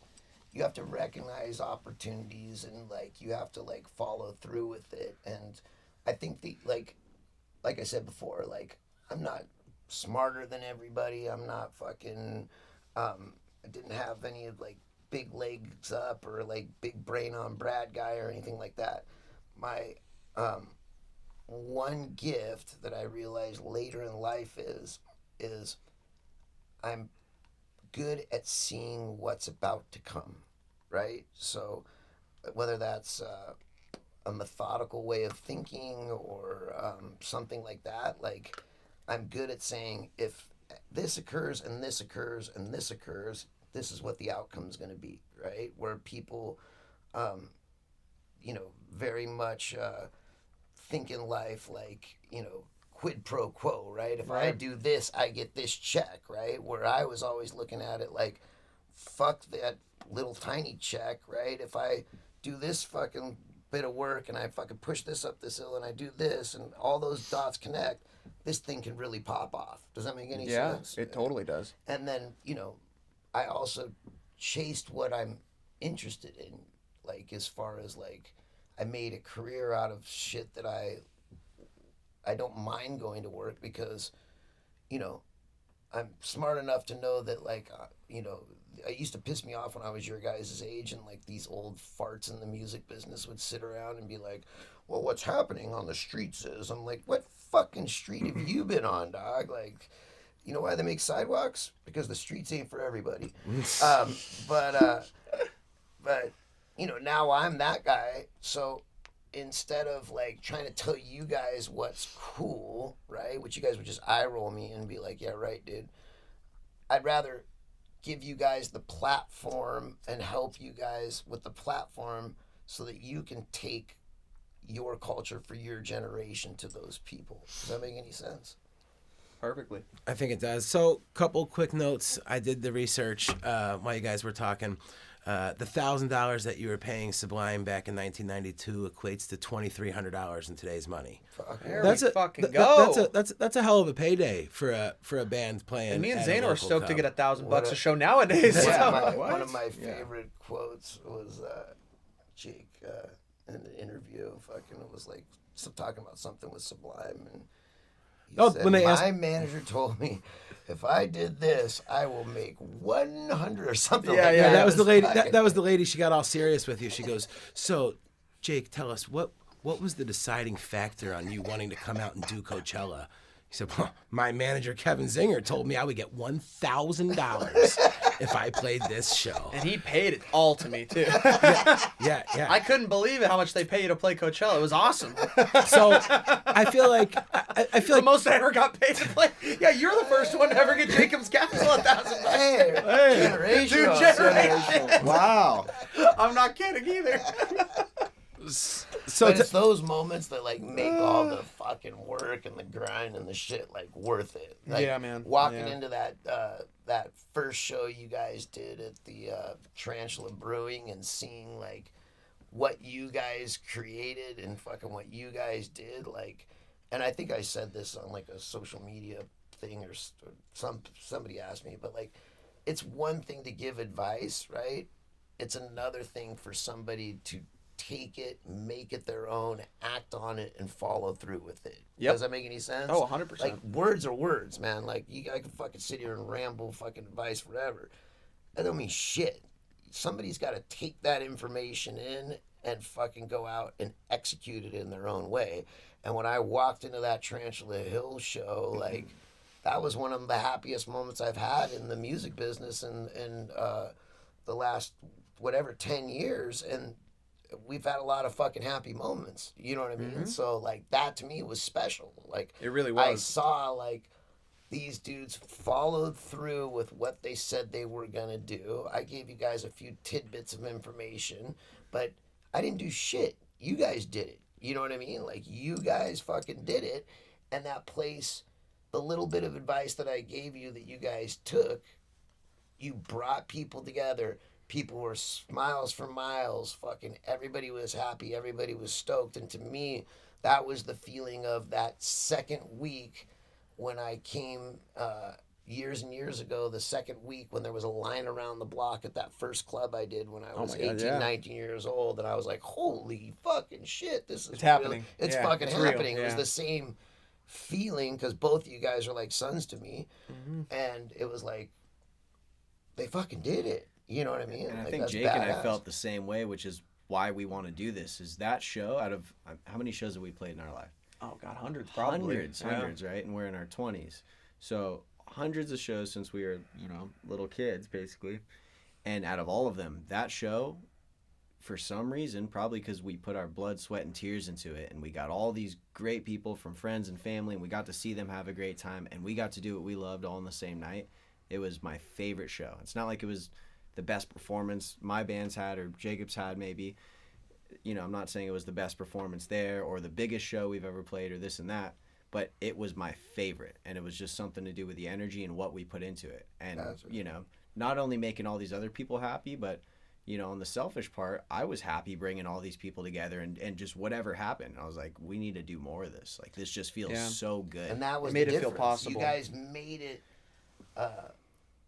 like its own community. You brought people together from all walks of life, whether it was the Surf Shop or the Black Bear guys and Jesse and those dudes to fucking the other bands to fucking the old dudes like the SRH thing and me, but you brought everybody together for one night under this banner for everybody to enjoy, and that's the difference between the events and what you guys are doing and then just buying a ticket for $30 to go to the Troubadour or the Roxy or whatever and see a show where a band gets up there, plays for fucking 45 minutes, and then walks off the stage and you never see them, right? Like, that there's nothing wrong with that, but that's not building a scene. You know what I mean? You guys brought all these different people together, put them underneath the same room.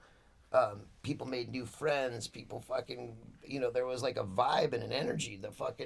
The owner fucking opened up the roof of his own fucking place, which is completely illegal. Sorry, Johnny, for putting you on blast. But I looked up, like, I've stood on the side of a lot of stages at this point in my life, right? But, like, that was fucking bitching. Yeah, there's people on the roof. People were fucking rocking out. Everybody smiles for miles. And I looked up and the whole top, because it was outside in the back, the whole roof was full of fucking people, and I'm like, oh, because I know the guy that owns the bar, and I'm like, oh, fuck, Johnny's going to be pissed. And I look up, and I'm like, that's Johnny. He's like, oh, he's stoked. He's not bummed out. He's stoked. But it was badass, man. You know what I mean? It's like we created this immersive experience where it was more than just a fucking show. Like you're saying, you're not just showing up to the Troubadour. It's like, oh, you have all these bands. They're all best friends. They're all connected. They're all jumping on stage with each other, playing different songs. All the sponsors are their buddies.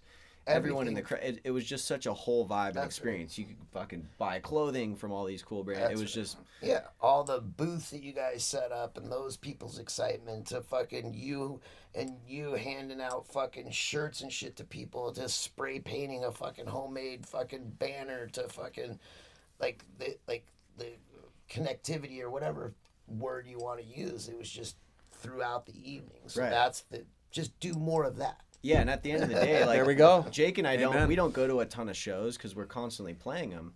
But I'll tell you what, if there was an event in our hometown that was like that brought all these different aspects together, we would be there every single week. So my thought, just do what we love to do. Put on, if it's not happening, Jake and I will put on the fucking event that we want to go to.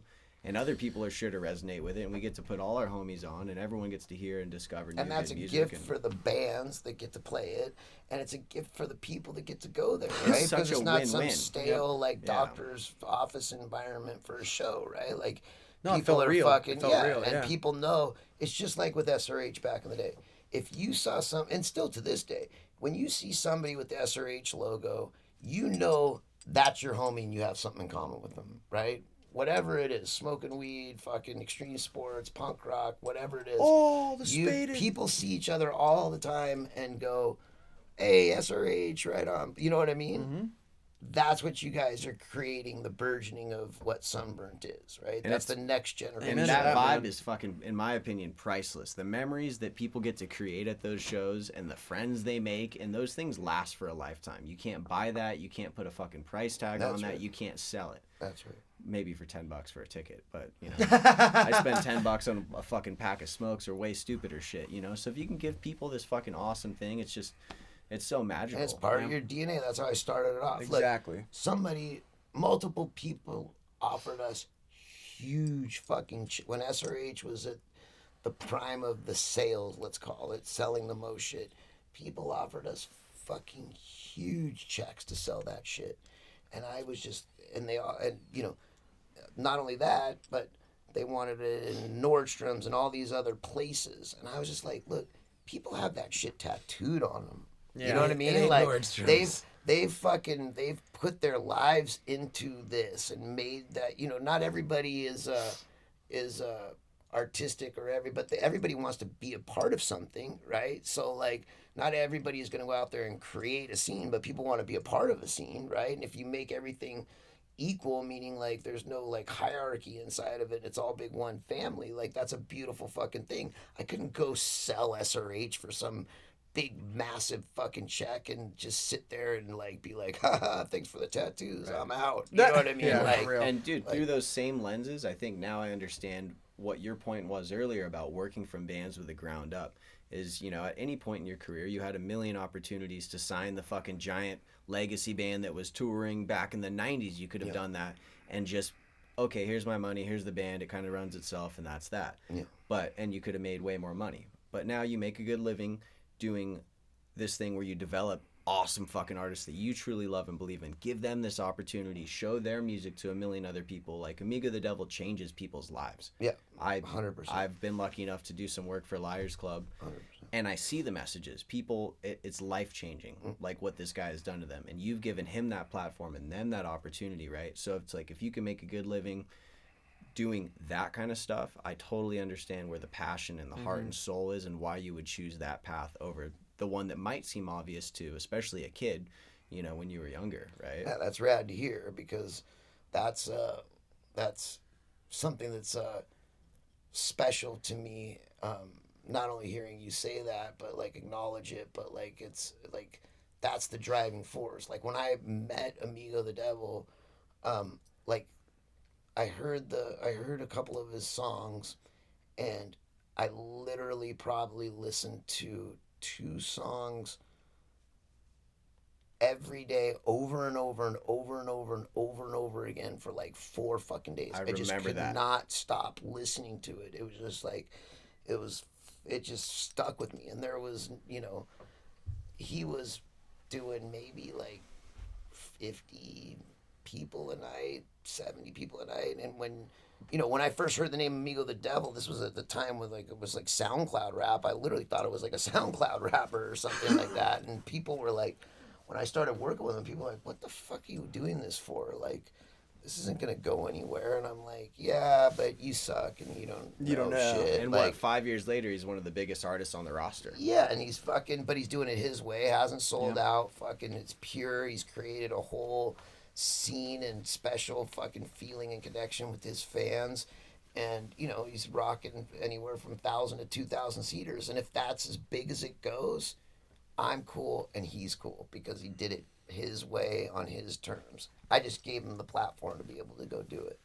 That's so awesome. That's so rad. I feel like, I'm glad we had this conversation. I feel like that's gave a lot of insight. And I'm fucking fired up and inspired to do the same thing now. I mean, I feel like this episode's kind of coming to an end, but there's no way. There's still so much left with Zinger. We're going to have him back on like 3 or 4 more times. We will, to absolutely. cover all We the want stuff. you, yeah. I mean, we've got critically acclaimed Saving Banksy and Rubik's Cubes and I mean, so much to chat about. And strip club stories. Strip club stories. I mean, dude, if people are coming in and from this year, you know, being a part of our story in our life, you know, Zinger's been just name someone who's been a bigger part of at least my life, and you know, as far as mentoring goes, and you know, being a father figure and all these things, and you know, I think Jake would say the same thing. And there's so much to go over, and just so much fucking funny shit that we can talk about. And yeah, I think it's definitely due for another. I say it all the time. I want to be Kevin Zinger when I grow up.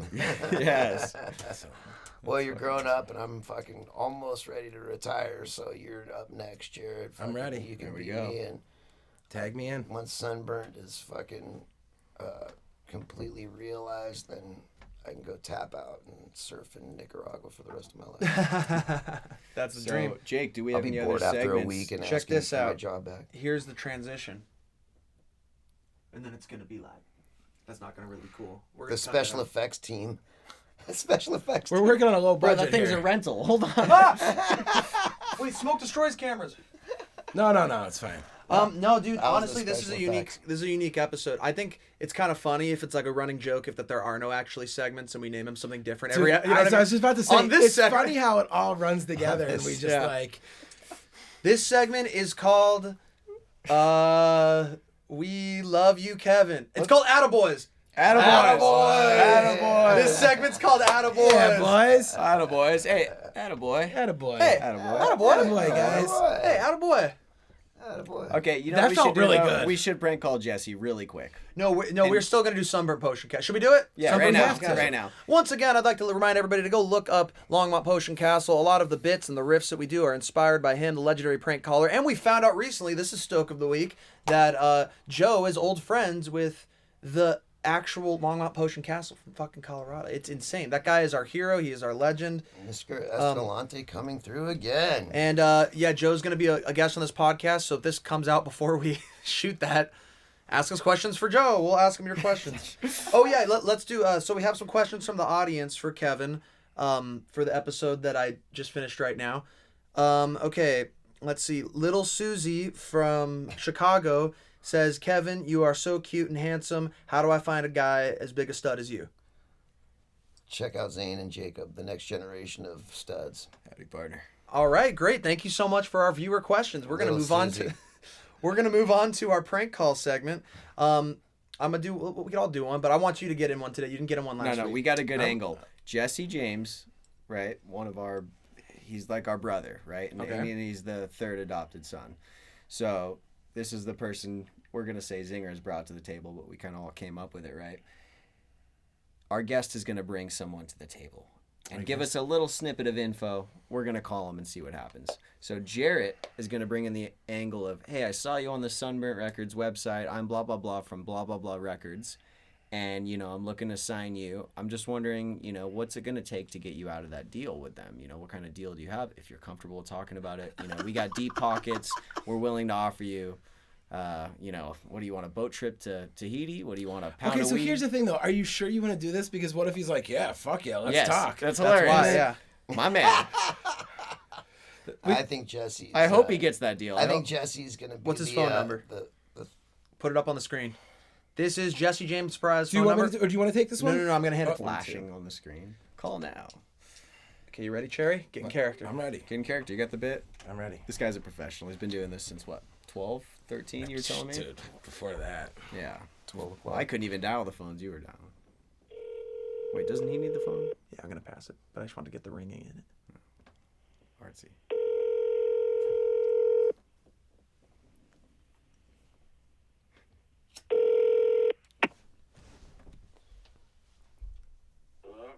Hi, is this Jesse? Yeah, man, this is speaking. Yeah, my name is Daryl. I'm reaching out from Mayhem Records. How are you? I'm good. How are you? Good, good. Just been doing some research here, and I saw your profile listed as an artist under a new record label, Sunburnt Records. And we're just kind of going around looking to expand our roster. And I see that they're a brand new record label. I'm not sure how deep your deal is with them. I've been kind of doing some searching around. We came across some of your music. The people here in the office are super stoked on your sound. And I was just wondering if this is something that maybe you're still possibly available, or how deep into this Sunburnt deal you actually are. Fuck, I'm actually signed to a different album. I just did a little project with them because we're all kind of good friends. But I'm signed to Regime Records. Oh, Regime, yeah. I know those guys. Regime Records. But fuck, I appreciate you guys liking my stuff. That's sick. Yeah, no, it's amazing. I know those guys over at Regime. They deal with a lot of real big fish. Obviously we're looking to take somebody that we can really push. And, discussing in the office, we think that you might be the guy. So I was just saying if, what it might take to get you onto, and, listen, I don't want to show all my cards here, but I'll be honest. Our owners, they're from the tech world, Silicon Valley. They don't know much about the music business, but they've got big pockets, Jesse. So, if there is a way that maybe we could weasel you out of something like that, you know what? I don't even want you to give me an answer right now. I'm going to toss this out there for you, guy. You just let it kind of simmer, and I'll touch base with you in a week and maybe see if there's something we can do. Yeah, you give me a call, but I'm pretty, I've wanted to fucking hit me up with this first. I could maybe save your number, maybe later down the road, but I gotta finish this first album. No, I totally understand that, and we have some ideas, some directions that we want to go, some gospel stuff that I think would be great for you. But we'll get into that later. I don't want to change your sound. Just not a full pivot, but I want to keep it open, is what I'm saying. Yeah, no, you could probably just go ahead and delete my fucking number. Yeah, I don't do gospel. No, not full gospel, but just something that we can kind of. No, you take care, guys. All right, hey Jesse, listen, they're gonna be super disappointed when I bring this back to them, but I appreciate you even giving me the opportunity here. Oh, cuz, you take care. Oh, hey man, you too. All right, now we get to call Holy him. shit, he's so cool. That was He's a so real one. You might as well tell Wait, them. wait, we gotta This is why our fucking scene is the best. we gotta scrap up every penny and just give him the fattest advance now. Man, that was the Oh, baddest. literally, he fucking earned it, dude. Dude, You are What? So before he said that, I was like, "This Jess gotta be." Dog, you're a real one, buddy. I love you. No, we hold love on, you, hold on. Jesse. You stayed true to the scene. Jesse's so cool. He's not going to watch this episode, so every week we should call him again. Jared does the same voice and keeps bugging him until someone goes, That's such a Jesse, good you're on. bit. And we never tell him he's going to hit Zinger Dude, up next and be like, week, what's up with this? next week, I'm gonna call him back and be like, you know what? Fuck that Mayhem Records. You're right. Gospel ain't it, but you're still my guy. Dude, I'm over No, it. that, I and wrote say it's down, emo rap we now. need Say him. it's a new genre. And then I'll build him all the way back up again, and then I'll hit him with the next one. I It's so emo want to rap call him right for now sure. and be like, I love you for that, but dude, it's way Let's better keep to it do it going. every Like, week, dude. we usually That's call right so after and good. say, "Hey, you're on the Dude, Birdcast." this will be so great because He This was is a getting three-part. fucking I'll keep- pissed at the end. He's like, yeah, you can just go ahead and delete my fucking number. What? He's so cool. You're a real one, Jess. that I was love Oh you. my God, you're the hung in there. best. That was Jesse's so sunburned, bro. It's just in his blood, I guess. He just is. He's one of the burnt. He's the Fucking boy. man. That is Love so you, Jess, fucking. man. Yeah, that's a three-parter. So usually here on the cast, we will That's call them when you back. know it's family. That's Yeah. when you know it's family. 99% of anybody on other labels would be like, well, how what are much? we talking Yeah, about look, I here? wanna- You know what I mean? Well, that- here in the Jesse, cast- you're a real one, brother. Holy shit. When you watch this after the next 5 episodes of getting fucked with, we love you, Eventually, dude. it's all gonna make sense. Yeah. Here on the cast, usually we call the person back right afterwards and we say, "Hey, you're on the cast. Go ahead and plug whatever." And we will do that, but it's going to be at least a three-parter. I think that there's like That an was arc here with amazing. Jesse. Well, let's keep in it mind going. we're usually doing this at 1 Jared a.m. killed it, by the way. Yeah, dude, you were the fucking master at Dude, that. that was fucking amazing. You're our sick. like hidden weapon there. Sales guy, dude. That was full So weapon. Dude. here's the thing, you guys. If you're listening to this, you probably know Jesse. But if you don't, go look him up. Jesse James Pry. He's got a golden voice. He's like Jake and I listen to him all day long when we're on tour. Like genuinely huge fans of this fucking dude, and he almost could care less about fucking anything besides just doing him.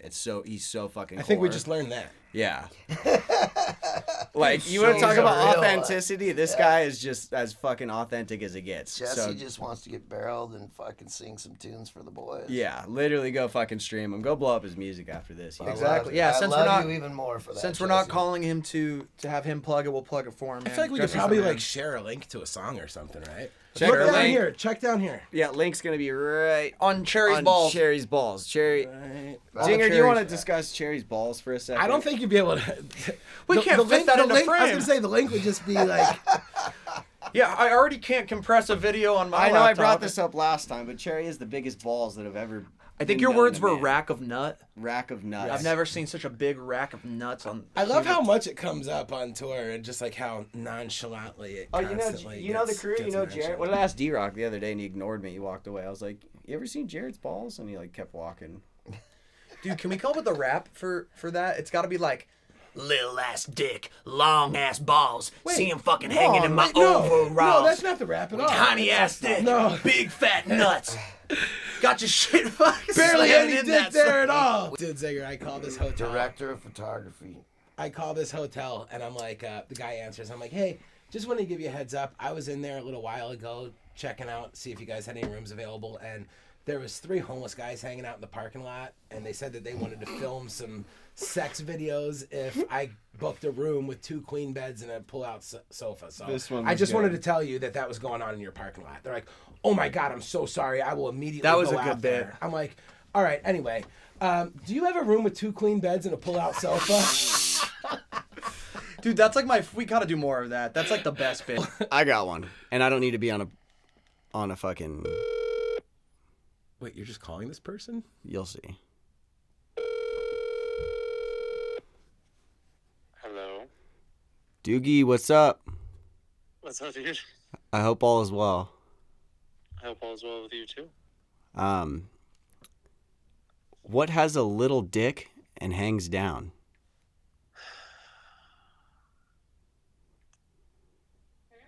What has a little dick and hangs down? What has a little dick?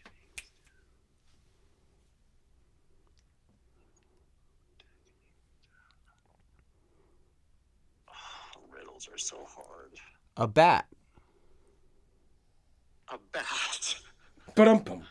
What has a big dick and hangs up? What has a big dick and Ah, that was it right there. You got me with that one Yes. before. I've heard that one before, but never been. Dude, shout out Roxanne. Roxanne got me so good with that one night. I was in tears, bro. Hello. Please state your name after the tone, and Google Voice will try to connect you. So he's good. Johnson?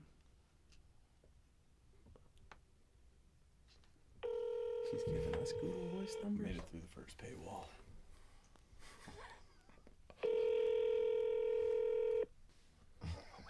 Wait. From. To accept, press 1. To send a voicemail. Hello, sir? Hello? Yeah, hi, is this Jay? Yeah, I just got a missed call from this number. Yeah, I've been trying to reach you all day. I'm sorry, sir. There seems to be some noise in the background. I can't quite hear your voice. Well, that's better. I got your number from the operator. Yeah, I'm in a... So I'm in the pool tournament right now. That's okay, young man. That's okay. All right. And they found weed in the car. I'll let you get if he doesn't answer. Yeah, he's not Your answering. call has been God damn it! No one wants to be prank called. Oh, Dude, I'm should I so call jonesing Jack right now. see if And he that's a picks wrap. up? That's a wrap. that might have been just the camera auto shutting off. No battery. Cool. So we killed the whole battery. So now we're gonna go to this last camera. We're gonna finish things off handheld. Solo cam. Somehow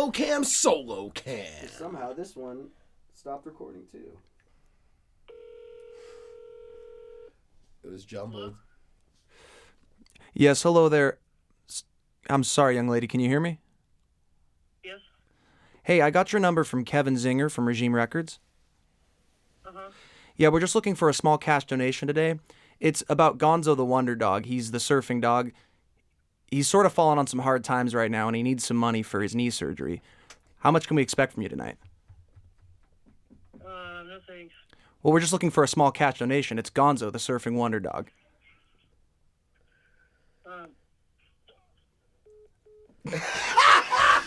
I love Damn you, it! Thea. You're a real one, dude. I was gonna be, Falling apart, dude. it's falling apart.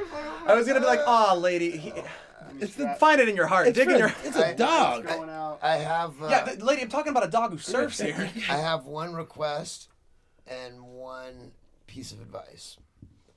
The advice is, you guys should start the prank calls at the beginning of the show because it's earlier and people will pick up. He's not wrong. He's not wrong. My request is that I get to come early every week. Yes, yes, you definitely fucking get to. That we shit's go. amazing, dude. All right, you guys. Final closing thoughts on anything. We're gonna wrap up this episode. We still got. We're the gonna audio wrap it up. running, So We we're got the good. audio. We got something here. We got this. This is Burntcast in its rawest, realest form. You're seeing it crazy, uncut, This is raw, before we could pay unfiltered. an editor $100 and a cameraman Whoa, don't say a price.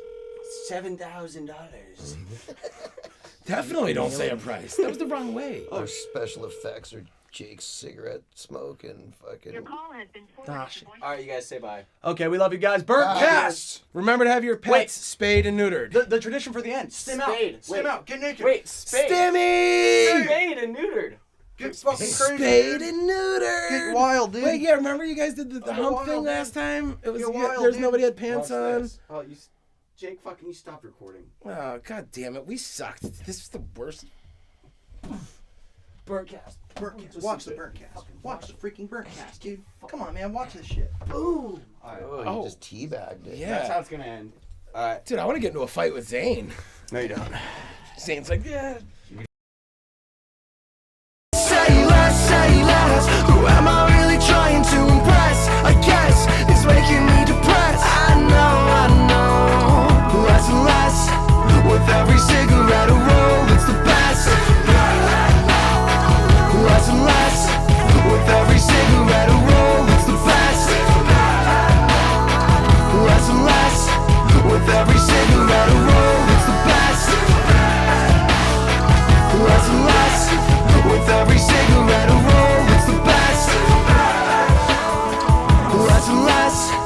worth every cigarette.